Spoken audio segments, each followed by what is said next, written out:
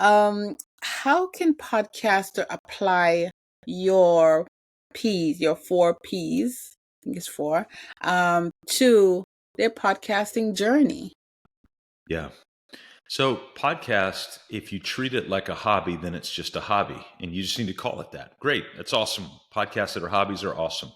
Yeah. But if you're wanting your podcast to actually be sort of a living, growing enterprise organism that generates growth or revenue or a variety of different things, fruit of some sort, then you're going to have to create it just like you would vegetation. It's a system that works in place. It's got roots that pull up nutrients and it needs all of those things. Well, a podcast entity is the same exact thing. So a podcast needs the articulation of purpose, vision, mission, values, culture. A podcast needs the articulation of people, an organizational chart. Well, it's just me. No, it's not.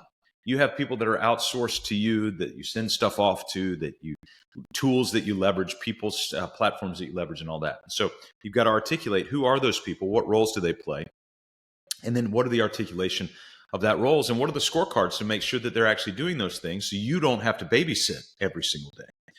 The third is the process. Every podcast has a process of outreach to find new guests, a process of in-reach or onboarding to take those guests and get them to a point, a process of marketing for the podcast and outreach so that people actually listen, all of those things. So if you break it down into marketing, sales, operations, and administration, podcasts have all four of those major disciplines that have to be devoted time to and articulated. And the fourth one is administration or accounting. And this in getting and making sure that the money comes in and out, a PAR, your taxes are paid and those sorts of things. And the final P is the profit.